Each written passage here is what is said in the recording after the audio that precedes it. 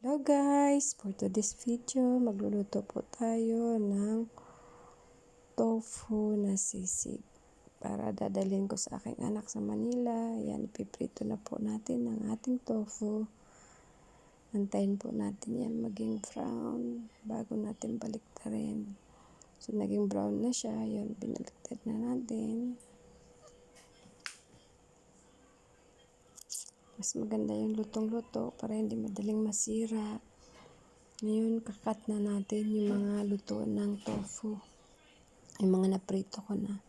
Kakat natin into 6 pieces.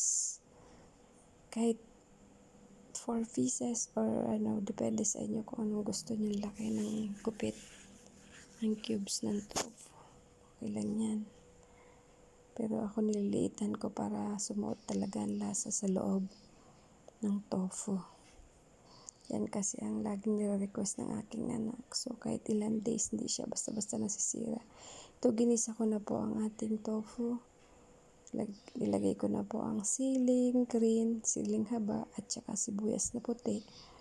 Lalagyan natin ng kaunting sabaw para hindi magiging dry. Kasi sinisip-sip ng tokwa yung sauce.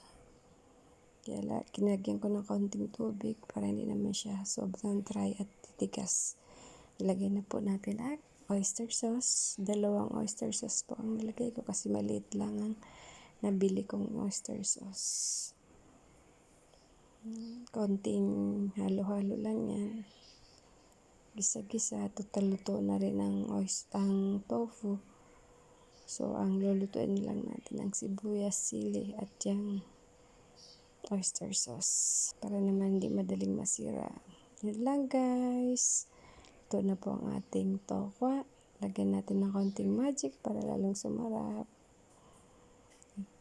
Yan, okay na. Thank you so much for watching. Bye-bye and God bless.